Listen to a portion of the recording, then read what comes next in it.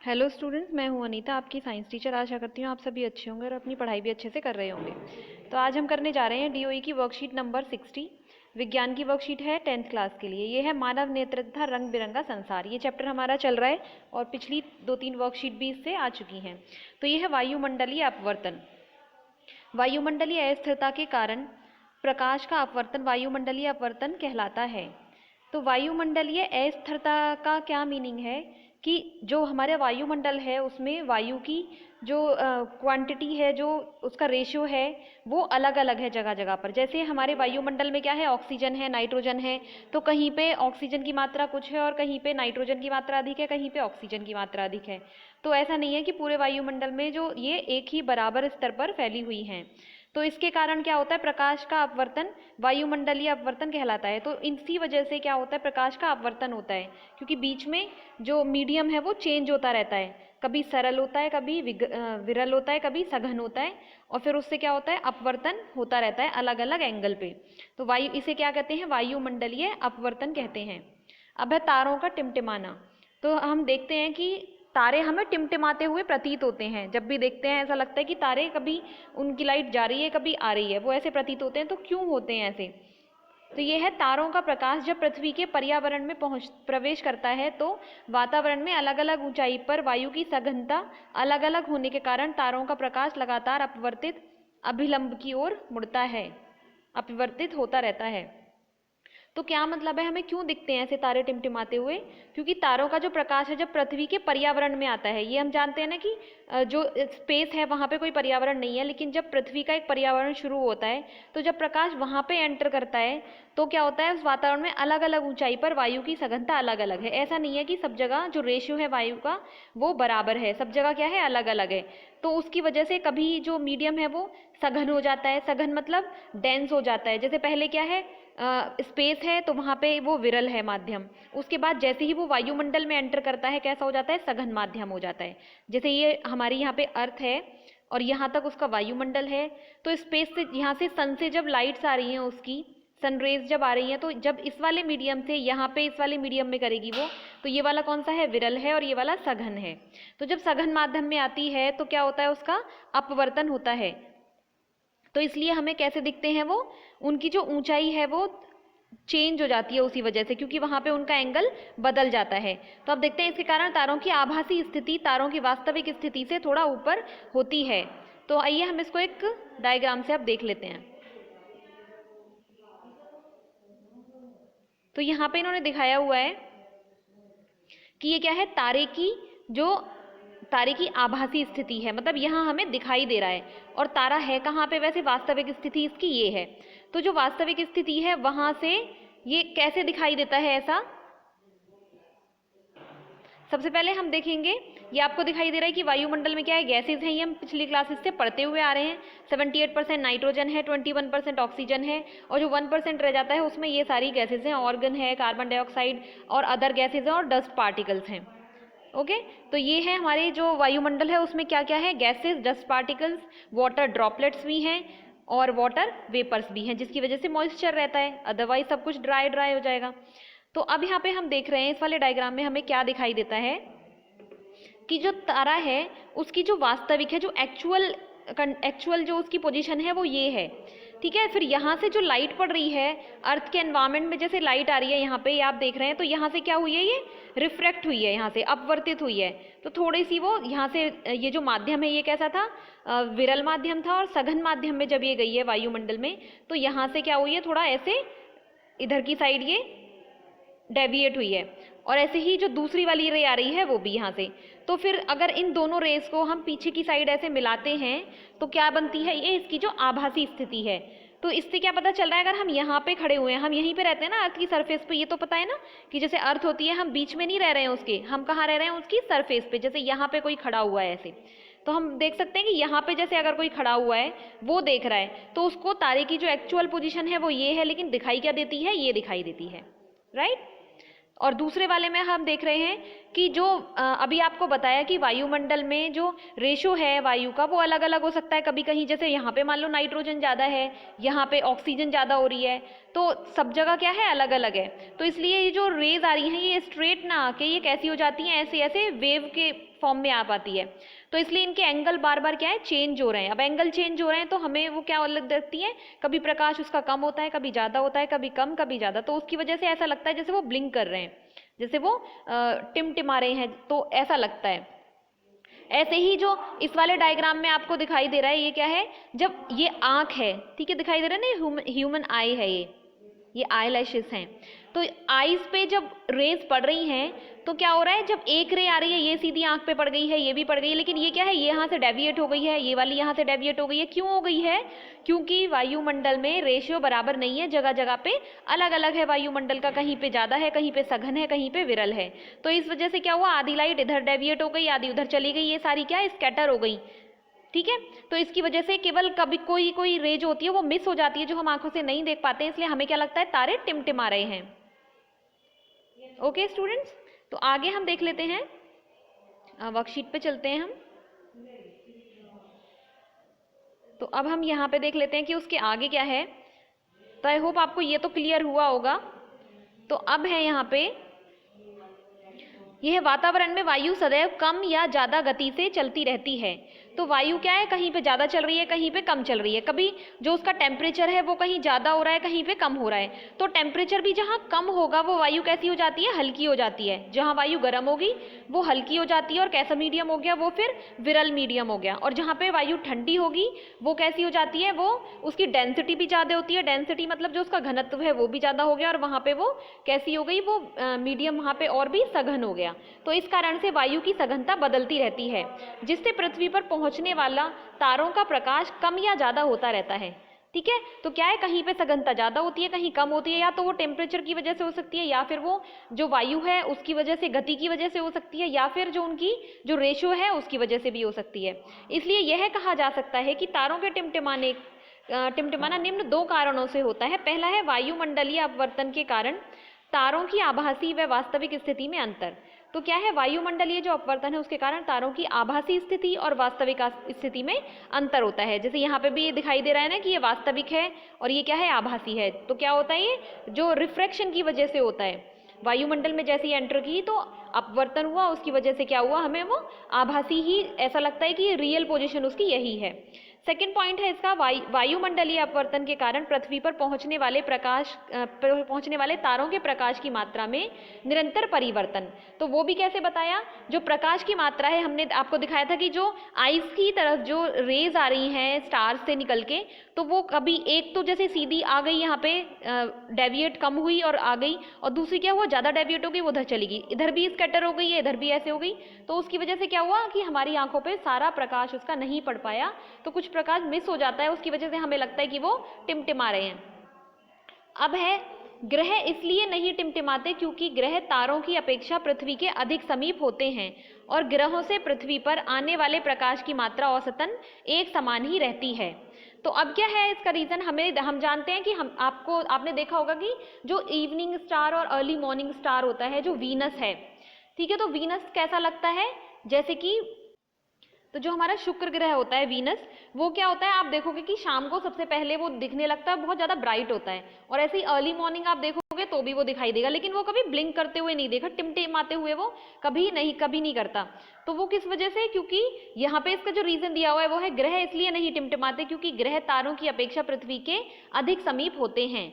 हम ये जानते हैं कि सारे ग्रह, जैसे ये सूर्य है और इसके चारों ओर ऐसे चक्कर लगा रहे हैं, तो यहाँ पे पृथ्वी है, उसी के आसपास इधर मरकरी, वीनस, जुपिटर सारे ऐसे आते जाते हैं। लेकिन स्टार कहाँ होते हैं, स्टार उनसे और भी दूर होते हैं, तो स्टार्स की दूरी बहुत ज़्यादा होती है। वैसे साइज में स्टार इनसे बड़े होते हैं, लेकिन दूरी अधिक होने के कारण वो कैसे लगते हैं, छोटे लगते हैं। तो क्योंकि वो छोटे होते हैं, उनकी दूरी अधिक होती है पृथ्वी से, तो क्या होता है, अब आपको एक डायग्राम में, जैसे आप यहाँ पे देख सकते हो कि इस वाले डायग्राम में आपको दिखाई दे रहा है, यहाँ पे इस वाली पिक्चर में, कि यहाँ पे ये क्या है, ये है एक स्टार है, और ये क्या है, ये है एक प्लैनेट है, ग्रह है। तो स्टार क्या है, छोटा दिखाई दे रहा है और प्लैनेट बड़ा है।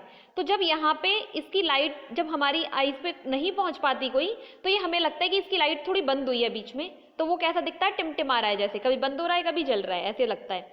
लेकिन इसका क्या है, प्लैनेट का साइज बड़ा है, ये बड़ा दिखाई देता है, और इस वजह से जो इसकी लाइट है अगर वो आईज की तरफ से मिस भी होती है तो वो हमें फील वो चीज़ नहीं हो पाती है। तो इसलिए हमें क्या लगता है कि ये तो इसका प्रकाश है वो लगातार आ रहा है, जबकि ऐसा नहीं है, इसका भी प्रकीर्णन होता है, इसका भी स्कैटरिंग होती है, लेकिन वो क्या है, वो हम फील नहीं कर पाते उसको, क्योंकि इसका जो साइज है वो हमें बड़ा लग रहा है, क्योंकि ये पास होते हैं तारों से।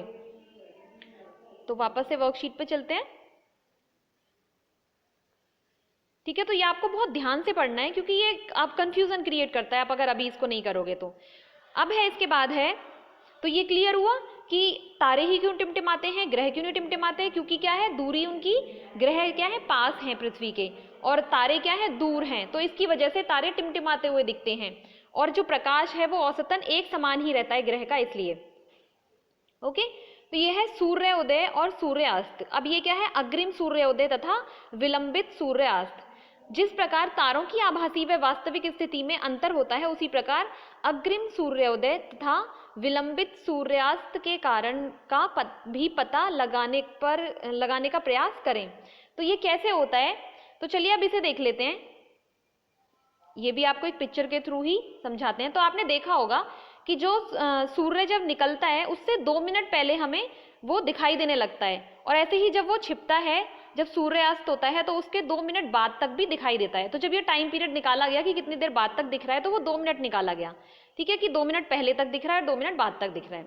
तो अब इस वाले डायग्राम में अगर हम देखें तो ये पृथ्वी है, ठीक है, और ये सूर्य के चारों ओर चक्कर लगा रही है। वैसे तो पृथ्वी ही घूम रही है ना, हम घूम रहे हैं, जैसे अगर हम यहाँ पे हैं तो हम धीरे धीरे घूम रहे हैं, लेकिन क्या है, वो हमें फील नहीं होता, क्योंकि ये मोशन इतना ये स्लो होता है, जो ये रोटेशन है ये, कि हमें पता नहीं चलता। तो इसके चारों ओर ये रिवॉल्व करती है जो सूर्य के।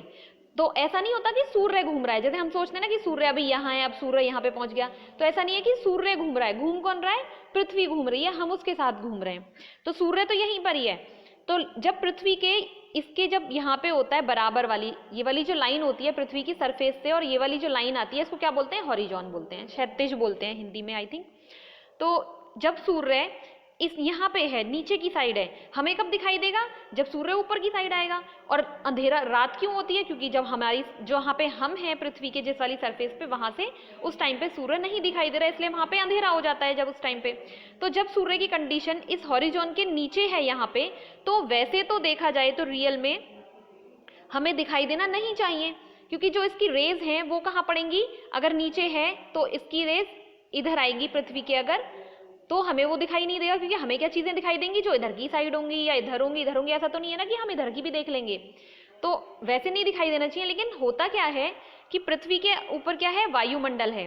तो वायुमंडल की वजह से क्या होती है, स्कैटरिंग होती है लाइट्स की, जो अपवर्तन होता है, और वायुमंडल की वजह से ही होते हैं ये सारे प्रोसेस।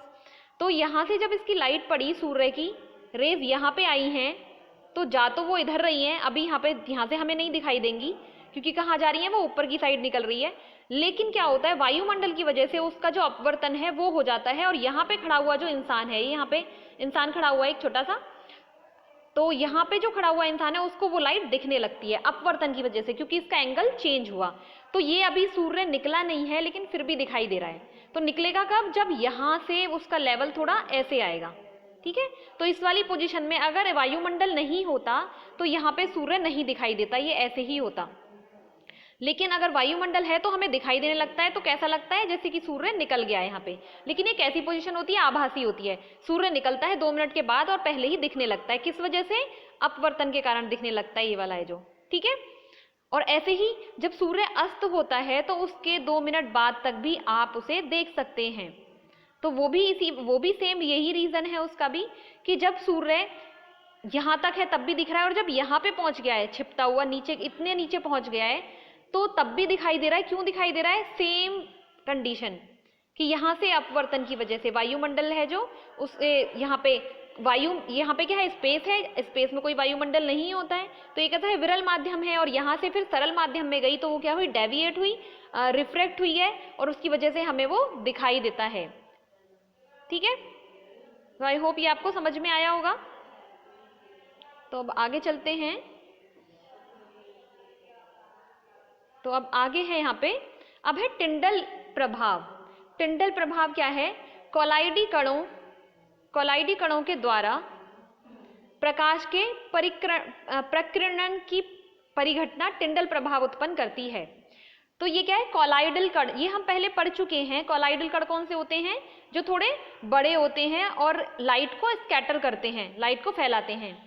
तो इसके अगर एग्जाम्पल भी आप देखेंगे तो हम देखते हैं जब धूप आती है, जब सूर्य की किरणें आती हैं, तो हमारा कमरा वैसे हमें साफ लग रहा है बिल्कुल, लेकिन जहाँ से सन की रेज पड़ेंगी वहाँ ऐसा लगता है कितनी धूल के कण उड़ रहे हैं।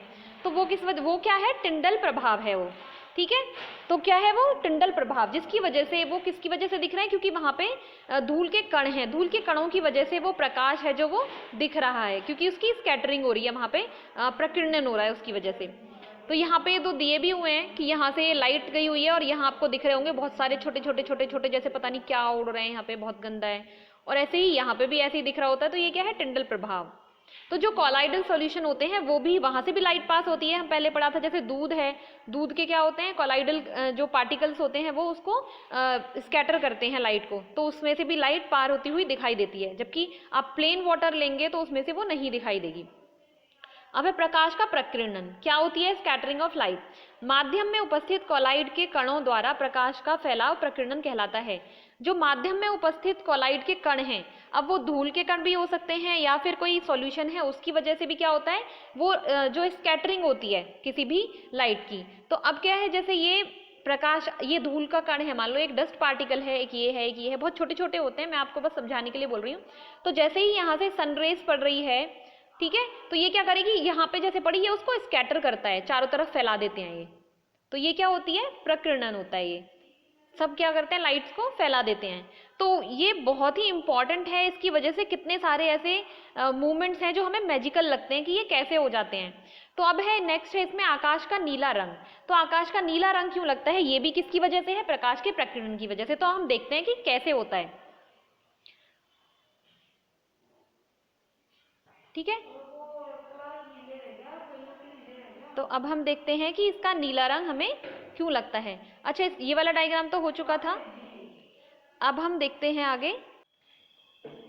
तो अब हम इस वाले इमेज में आपको दिखाई दे रहा है कि अलग अलग आपको वेव्स दिखाई दे रही हैं। तो ये हम पहले भी पढ़ चुके हैं कि जो वाइट रंग का प्रकाश होता है, सफ़ेद रंग का, जो सूर्य से निकलता है, या कोई भी ऑब्जेक्ट होती है, टॉर्च है, कोई भी है, तो वो कैसा है? वाइट रंग का है, वाइट कलर का है। लेकिन उसमें कितने कलर्स इंक्लूड होते हैं? 7 कलर्स होते हैं, जो विबग्योर हमने आपको लास्ट वाली वर्कशीट में बताया था। ठीक है, तो यहाँ पे आपको दिखाई दे रहे हैं 7 कलर्स हैं ये। वॉलेट है, इंडिगो, येलो, और वो wallet, Indigo, blue, yellow, green, orange, red. ठीक है, तो ये विबग्योर से आपको याद करने का भी बताया था, जो इसकी ट्रिक थी। तो अब हम देखते हैं कि ये जो 7 आपको कलर्स दिखाई दे रहे हैं, इनकी अलग अलग वेवलेंथ होती है। वेवलेंथ क्या होती है? वेवलेंथ होती है कि ये आपको वेव दिखाई दे रही है, जो ऐसे ऐसे हैं, ये ऐसे वेव्स आ रही हैं सारी। ठीक है, तो इनके जो एक वेव है, जो बल्जेस हैं ये वेव्स के, इसके और इसके बीच में जो डिस्टेंस है, ये क्या कहलाती है? इसकी वेवलेंथ। ठीक है, तो सबसे जो अब हम देख सकते हैं यहाँ पे, आप इसी से देख सकते हो कि सबसे जो इसमें कुछ रटने वाला नहीं है, ऐसा नहीं है कि आपको कुछ क्रैम करना पड़ेगा। इसमें आप देख रहे हो कि सबसे कम वेवलेंथ किसकी है? सबसे कम वेवलेंथ दिखाई दे रही है वॉलेट की, इंडिगो की, ब्लू की। ठीक है, तो जैसे जैसे हम आगे बढ़ रहे हैं, सबसे ज़्यादा किसकी है? रेड की। यहाँ पे दिखाई दे रहा है ना कितना ज़्यादा गैप है इनके बीच में, इसकी वेव्स के बीच में। रेड है, ये ऑरेंज है, तो सॉरी, तो आप यहाँ से देख सकते हो कि इसकी वेवलेंथ कम है और इसकी वेवलेंथ ज़्यादा है। तो इसमें आपको रटना नहीं है, जो आपको दिखाई दे रहा है आप उसको याद रखेंगे कि दो वेव्स के जो बीच की जो दूरी है, हम इसको बोल रहे हैं, जो इसके बल्जेस हैं ये, कि वो क्या है? वेवलेंथ है उसकी। तो वेवलेंथ कम किसकी हुई? ब्लू की हुई, और ज़्यादा किसकी है? सबसे रेड की है। ठीक है, तो अब इसके बाद ये फॉर्मूला था कि ये क्या है? जो स्कैटरिंग है, जो प्रकीर्णन है, वो किसका ज़्यादा प्रकीर्णन होगा? जिसका जो वेवलेंथ है वो कम होगी। जिसकी वेवलेंथ कम होगी उसका प्रकीर्णन ज़्यादा होगा, जिसकी वेवलेंथ ज़्यादा होगी उसका प्रकीर्णन कम होगा। प्रकीर्णन मतलब बताया था कि जब प्रकाश आता है तो चाहे वो वाटर ड्रॉपलेट्स हैं या फिर डस्ट पार्टिकल्स हैं, वो क्या करते हैं, उसको स्कैटर करते हैं, प्रकीर्णन करते हैं उसका। तो जिसकी वेवलेंथ कम होगी उसका प्रकीर्णन सबसे ज्यादा होता है। वो इस वाले फॉर्मूले से आप देख सकते हो। यहाँ पे लिखा हुआ है कि जिसकी वेवलेंथ अगर ज्यादा है, लैम्डा इंक्रीजेस, तो क्या है, लेस स्कैटरिंग, मतलब कि उसका प्रकीर्णन कम होगा। ऐसे ही जो कम है वेवलेंथ उसका प्रकीर्णन ज्यादा होगा, मोर स्कैटरिंग। ओके, तो जब ब्लू कलर का जो स्काई है उस वाली कंडीशन में क्या होता है, 1 मिनट,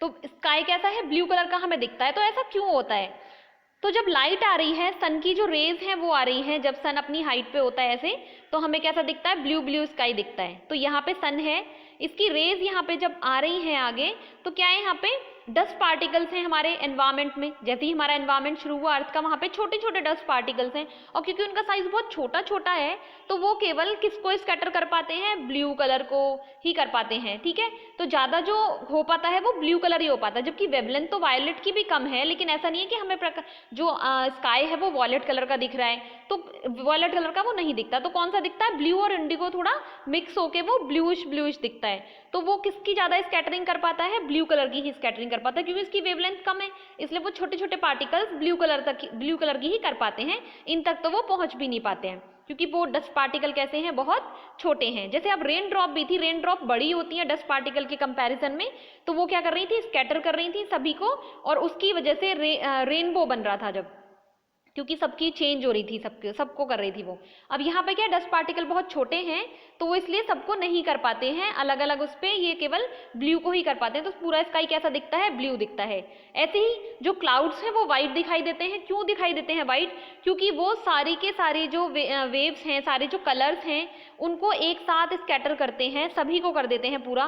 तो जो बाद में भी स्कैटरिंग के बाद भी जो निकल के आता है वो वाइट कलर ही निकल के आता है, फिर से वो सारा मिक्स हो जाता है, तो इसलिए वो हमें वाइट दिखाई देते हैं। लेकिन स्काई इसलिए ब्लू दिखाई देता है क्योंकि जो डस्ट पार्टिकल्स हैं, छोटे छोटे पार्टिकल्स हैं, वो ब्लू कलर को ही स्कैटर कर पाते हैं। ठीक है, तो वापस चलते हैं अपनी वर्कशीट पे। तो आई होप आपको समझ में आ रहा होगा। थोड़ा ये इसलिए इतना डिटेल में और बताना पड़ रहा है क्योंकि फिर आपको कंफ्यूजन क्रिएट होगा, और ये फिर आपको समझने में हमेशा प्रॉब्लम ही रहेगी इसको आगे भी। तो अब है, हम यहाँ देखते हैं वातावरण के ऊपरी भाग में गैसों व वाष्प के सूक्ष्म कण उपस्थित होते हैं। ये कण अपने छोटे आकार के कारण सूर्य के प्रकाश में से मुख्यतः नीले रंग का प्रकीर्णन करते हैं। ठीक है, तो जो छोटा आकार है इसलिए नीले रंग का ही प्रकीर्णन कर पाते हैं, इसलिए नीला रंग अधिक मात्रा में हम तक पहुंचता है और आकाश हमें नीला ही प्रतीत होता है। अब है सूर्योदय व सूर्यास्त के समय सूर्य का रक्ताभ प्रतीत होना। रक्ताभ मतलब रेड रेड कलर का प्रतीत होना वहां पे, तो वो क्यों होता है, तो अब है सूर्योदय एवं सूर्यास्त के समय सूर्य के क्षैतिज के समीप होने के कारण सूर्य के प्रकाश को अधिक दूरी तय करनी पड़ती है। अब इसका क्या मतलब है, हम यहाँ पे देख रहे हैं कि सन कहाँ पे है, यहाँ बिल्कुल ऊपर की साइड है, तो कितनी कम दूरी तय करनी पड़ रही है इसके जो प्रकाश है उसको। ठीक है, तो यहाँ पे क्या है, दोपहर के समय सूर्य के प्रकाश को कम दूरी तय करनी पड़ती है, इसलिए वो हमें कैसा लगता है, येलो लग रहा है, आकाश हमें ब्लू लग रहा है। ठीक है, लेकिन जब कंडीशन क्या है, जब सूर्य अस्त होने वाला है या सूर्य उदय होने वाला है, तो वो कहाँ पे है, सरफेस के बिल्कुल यहाँ पे, जो हॉरिजॉन हमने बताया था एक जो सरफेस से इधर था, वो बिल्कुल उसके पास होता है। तो क्या है, यहाँ से अगर जो सन की रेज निकलेंगी, सनलाइट जो निकलेगी, उसको कितना ज़्यादा डिस्टेंस कवर करना पड़ेगा यहाँ से लेके यहाँ तक, तब जाके वो जो सरफेस पे है हमें वो दिखाई देगा। और अगर ऊपर होता है तो ऊपर इतना सा डिस्टेंस कवर करना होता है। तो ज़्यादा डिस्टेंस कवर करने का मतलब क्या है, इतना लंबा वो डिस्टेंस कवर करके गया है, तो जो ब्लू कलर है, वॉयलेट है, ब्लू है, ये सारे जो कलर है, येलो है, ये सब स्कैटर हो जाते हैं पहले ही, ये सारे पहले ही स्कैटर हो चुके होते हैं पीछे ही, तो आगे तक रेड तक भी आ जाता है, क्योंकि रेड की वेवलेंथ ज़्यादा होती है तो स्कैटरिंग इसकी बहुत कम होती है, जो प्रकीर्णन है वो बहुत कम होता है। तो ये आगे जाके आप देख रहे हो कि रेड का प्रकीर्णन यहाँ से होना शुरू हुआ है, तो इसलिए हमें कौन सा कलर दिखाई देता है, रेड कलर ही दिखाई देता है उस टाइम पे। तो अब यहाँ पे देख लेते हैं, इस दौरान नीले प्रकाश का कुल प्रकीर्णन सबसे अधिक होता है, नीले प्रकाश का कुल प्रकीर्णन सबसे अधिक हो चुका है। ठीक है, तो वो इसका यहाँ हो गया, सारे में वो स्कैटर हो गया। जिसकी वजह से आकाश जो नीला नीला लग रहा था, और लाल प्रकाश ही हम तक अधिक मात्रा में पहुंचता है। तो जब यहाँ पे कंडीशन होती है, सूर्य इधर होता है, तो रेड कलर का जो प्रकाश है वो ही हम तक ज्यादा पहुंच पाता है, इसलिए उस टाइम पे कैसा लगता है, सब कुछ रेड रेड लगता है। तो यहाँ पे सूर्योदय के समय सूर्य के प्रकाश को अधिक दूरी तय करनी होती है। जैसे आप देख रहे हो इधर है या इधर है, जब सूर्योदय होगा तब भी और अस्त होगा तब भी, तो कैसा होगा उस टाइम पे रेड रेड दिखाई देता है। और यहाँ पे कैसा है, ये पूरा येलो दिखाई दे रहा है, क्योंकि यहाँ पे कम दूरी तय करनी पड़ रही है, इसलिए येलो येलो कलर ही हमारी आंखों को ज्यादा दिखाई देता है उस टाइम पे। तो अब है, इस कारण सूर्य हमें रक्ताभ प्रतीत होता है, तो इसी कारण सूर्य कैसा लगता है, रेड कलर का प्रतीत होता है उस टाइम पे। तो अब है लाल, इसके क्वेश्चन आंसर कर लेते हैं। पहला क्वेश्चन है इसका, लाल रंग का प्रकीर्णन सबसे क्या होता है, प्रकीर्णन उसका सबसे, इस कारण साइन बोर्ड रंग के होते हैं। अब आपको ये रटना नहीं है, लाल प्रकाश का प्रकीर्णन सबसे, अब प्रकीर्णन का क्या बताया था, प्रकीर्णन को हम आई से डोनेट कर रहे थे, और किसके डायरेक्टली इनवर्सली प्रोपोर्शनल था ये वेवलेंथ के। तो किसका प्रकीर्णन सबसे कम होगा, जिसकी वेवलेंथ ज्यादा होगी। अब वेवलेंथ क्या बताई थी, जो वेव्स हैं उसके बीच की जो दूरी थी ये वाली, तो हमें पता है कि ये रेड की ज्यादा थी, रेड की तो थी, और वॉयलेट की तो कैसी थी, जो ये ऐसी थी इनकी, और इसकी कैसी थी, बड़ी थी। तो जिसकी वेवलेंथ ज्यादा होगी उसकी क्या होगी, प्रकीर्णन कम होगा। तो यहाँ पे आएगा लाल प्रकाश का प्रकीर्णन सबसे कम होता है। ठीक है, यहाँ पे क्या लिखेंगे आप, कम, सबसे कम होता है, इस कारण साइन बोर्ड लाल रंग के होते हैं। ठीक है, तो क्यों बनाए जाते हैं लाल रंग के, इसलिए बनाए जाते हैं, जैसे कि चाहे वो कोहरा है, अगर बहुत फॉग पड़ रही है, या बहुत ज्यादा स्मोग है, जो धूल है, अभी भी जैसे पराली जलाई थी उसकी वजह से ये सब जो भी, तो उसमें क्या है, रेड कलर बहुत ज्यादा दिखाई देता है, क्योंकि उसकी वेवलेंथ ज्यादा है, तो वो ज्यादा दूरी तय कर सकता है। जैसे यहाँ पे भी दिखाई दे रहा था, वेवलेंथ रेड की ज्यादा है, तो उस टाइम पे वो रेड दिखाई दे रहा है, क्योंकि ज्यादा दूरी तय करके आया है, तो इसलिए वो दूर से भी रेड कलर दिखाई देता है। जहाँ पे भी जैसे खतरे की कुछ झंडा लगाना होता है, कुछ भी लगाना होता है, वहां पे रेड कलर लगा देते हैं, रेड कलर का झंडा लगा दिया कि यहाँ पे कुछ खतरा है। या जितने भी साइन बोर्ड्स होते हैं खतरे के सारे, वो सब कैसे होते हैं, रेड होते हैं। रेड लाइट भी होती है कि हाँ भाई स्टॉप होना है आपको, तो वो रेड होती है, जिससे कि वो अलग से ही दिखाई दे। सेकंड है इसका, टिंडल प्रभाव के 2 उदाहरण बताइए। तो ये हम देख लेते हैं, टिंडल प्रभाव के 2 उदाहरण यहाँ पे है, आप यहाँ से करोगे। ये सबसे पहले आप लिखोगे कि टिंडल प्रभाव क्या है, उसमें भी डेफिनेशन है, पर यहाँ से भी लिख सकते हो। टिंडल प्रभाव क्या है, जब कोई प्रकाश किरण का पुंज वायुमंडल के महीन कणों जैसे धुआं, जल की सूक्ष्म बूंदें, धूल के निलंबित कण तथा वायु के अणु से टकराता है, तो उस किरण पुंज का मार्ग दिखाई देने लगता है। बताया था ना कि मार्ग दिखाई देने लगता है उसकी वजह से, जब ये कण है, अगर वहां कण नहीं होंगे तो नहीं दिखाई देगा। कोलाइडी कणों के द्वारा प्रकाश के प्रकीर्णन की परिघटना टिंडल प्रभाव उत्पन्न करती है। अब इसके उदाहरण आप लिखेंगे, जब धुएं से भरे किसी कमरे में किसी सूक्ष्म छिद्र से कोई पतला प्रकाश किरण पुंज प्रवेश करता है, तो हम टिंडल प्रभाव देख सकते हैं। ठीक है, कोई छिद्र है या फिर विंडो से आती है कितनी बार जो सनलाइट है, तो हम वहां पे भी देखते हैं, बहुत सारे हमें दिखाई देते हैं जो डस्ट पार्टिकल्स हैं, ऐसा लगता है कि कितना गंदा है सब कुछ, और वैसे बिल्कुल क्लीन लगता है अगर वहां पे सनलाइट नहीं आ रही है तो। जब किसी घने जंगल के वितान से सूर्य का प्रकाश गुजरता है तो भी टिंडल प्रभाव को देखा जा सकता है। ठीक है, तो जब कोई घना जंगल है वहां पे भी सूर्य का प्रकाश जब पड़ता है तो वहां पे भी टिंडल प्रभाव को देखा जा सकता है। तो अब देख लेते हैं इसका क्वेश्चन नंबर 3, बादल श्वेत क्यों दिखाई देते हैं। ठीक है, ये आपको दिख रहा है ना, बादल श्वेत है बिल्कुल, तो ये क्यों दिखाई देते हैं, तो इसमें आप लिखेंगे, बादल सूक्ष्म पानी की बूंदों से बने होते हैं। ये सूक्ष्म बूंदों का आकार दृश्य किरणों की तरंग दैर्ध्य की सीमा से अधिक होता है, इसलिए जब श्वेत प्रकाश इन कणों से टकराता है तो सभी दिशा में परिवर्तित या प्रकीर्णन हो जाता है। क्योंकि श्वेत प्रकाश के सभी रंग परिवर्तित या प्रकीर्णन अधिकतम समान रूप से होते हैं, इसलिए हमें श्वेत रंग ही दिखाई देता है। तो इसको हम एक पिक्चर्स के थ्रू भी देख लेते हैं, जिससे कि आपको क्लियर हो जाए। तो हम यहाँ पे देख रहे हैं कि इतने सारी प्रकाश की जैसे किरणें हैं, तो ये सभी को क्या कर रहा है, स्कैटर कर रहा है, सारी स्कैटर कर दी है इसने, जितने भी कलर हैं आपको दिखाई दे रहे हैं। ऐसा नहीं है कि किसी एक ही कलर को, क्योंकि वाटर ड्रॉपलेट्स कैसे होती हैं, बड़ी होती हैं। अब क्लाउड वाटर ड्रॉप से ही तो बना होता है, बहुत सारी वाटर ड्रॉप्स होती हैं क्लाउड्स में, तो वो क्या है, सबका प्रकीर्णन कर दिया, सारे ही कलर उसने स्कैटर कर दिए हैं। तो अब इस वाले में आप देख रहे हो जैसे कि उसमें अलग अलग कलर दिखाए हो, अब सारे कलर मिक्स हो गए, वापस से कैसे बन जाएंगे, व्हाइट ही बन जाएंगे। तो इसलिए हमें क्लाउड कैसे दिखाई देते हैं, व्हाइट दिखाई देते हैं। तो अब देख लेते हैं नेक्स्ट क्वेश्चन क्या है। नेक्स्ट क्वेश्चन है तारे टिमटिमाते हैं क्योंकि। तो आप इसके आंसर में लिखोगे तारे टिमटिमाते हैं क्योंकि। इसका आंसर आप यहाँ से लिख सकते हैं, वातावरण में वायु सदैव कम या ज्यादा गति से चलती रहती है, इस कारण से वायु की सघनता बदलती रहती है, जिससे पृथ्वी पर पहुंचने वाला तारों का प्रकाश कम या ज्यादा होता है। इसलिए यह कहा जा सकता है कि तारों के टिमटिमाने के निम्न दो कारण हैं। आप पहला भी लिखेंगे, दूसरा भी लिखेंगे। वायुमंडलीय अपवर्तन के कारण तारों की आभासी व वास्तविक स्थिति में अंतर, ये हम बता चुके हैं आपको, ठीक है। और दूसरा वाला क्या है, वायुमंडलीय अपवर्तन के कारण पृथ्वी पर पहुंचने वाले तारों के प्रकाश की मात्रा में निरंतर परिवर्तन। कभी ज्यादा प्रकाश आ रहा है, कभी नहीं आ रहा है, क्योंकि क्या है वो स्कैटर हो जाता है और वो अपवर्तन की वजह से वो रिफ्रैक्ट होता है और दूसरी साइड चला जाता है, हमारी आंखों तक नहीं पहुंच पाया। तो आशा करती हूँ आप सभी को ये वर्कशीट अच्छे से समझ में आई होगी। देखने के लिए धन्यवाद। Have a nice day. Thank you.